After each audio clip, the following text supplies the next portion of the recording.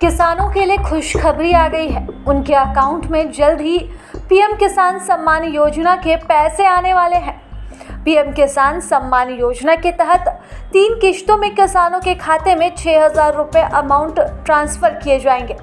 फिलहाल किसान 20वीं किस्त का इंतजार कर रहे हैं।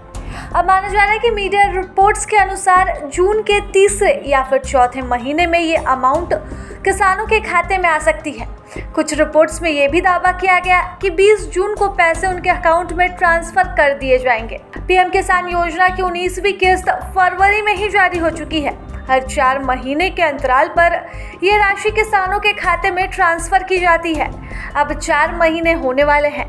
ऐसे में इस महीने आपके खाते में 2,000 रुपये आने के हाई चांसेस है। माना जा रहा है कि 20वीं किश्त जून के तीसरे या फिर चौथे हफ्ते में किसानों के खाते में ट्रांसफर हो सकती है। हालांकि सरकार की ओर से अब तक किसी भी आधिकारिक तारीख की घोषणा नहीं की गई है। ऐसे में किसान pmkisan.gov.in पर नज़र बनाए रखें और अपने रजिस्टर्ड मोबाइल पर आने वाले SMS को भी चेक करते रहें। अब तक इस योजना के तहत 19 किस्तें जारी की जा चुकी हैं। पिछली यानी कि 19वीं किस्त 24 फरवरी 2025 को किसानों के खाते में ट्रांसफ़र हुई थी। हर बार की तरह इस बार भी किस्त 2,000 की होगी। योजना के तहत हर साल 6,000 रुपये 3 किस्तों में अप्रैल, जुलाई, अगस्त, नवंबर और फिर दिसंबर, मार्च के बीच में किसानों के खाते में जारी किए जाते हैं। इस हिसाब से पीएम किसान योजना की 20वीं किस्त जून 2025 में आना तय माना जा रहा है, क्योंकि पिछली 3 किश्तें भी 4-4 महीने के अंतराल पर आ गई थी। जून 2024 में 17वीं किश्त, अक्टूबर 2024 में 18वीं किश्त, फरवरी 2025 में 19वीं किस्त जारी कर दी गई थी। सरकार की ओर से ये योजना किसानों की आमदनी बढ़ाने के लिए है, लेकिन इसका फ़ायदा तभी मिलेगा जब तक यह प्रक्रिया समय पर पूरी ना हो जाए।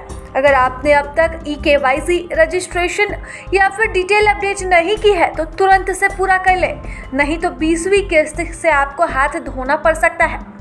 अगर आपने अभी तक eKYC नहीं करवाई है तो आपकी 20वीं किस्त अटक सकती है। पीएम किसान योजना में रजिस्टर्ड हर किसान के लिए eKYC करवाना ज़रूरी है। इसके लिए आप ऑनलाइन OTP के जरिए भी प्रक्रिया पूरी कर सकते हैं या फिर नज़दीकी CSC सेंटर जाकर बायोमेट्रिक KYC भी करवा सकते हैं। eKYC अधूरी या गलत होने पर भी 20वीं किस्त से आप वंचित रह सकते हैं। हालांकि एक आसान स्टेप के जरिए आप इसे ऑनलाइन भी पूरा करवा सकते हैं।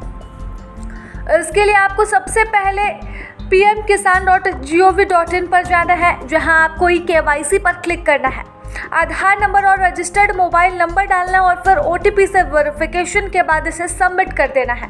ऐसा करने से आपका eKYC पूरा हो जाएगा और आपके खाते में पैसे न आने की संभावना बचेगी ही नहीं।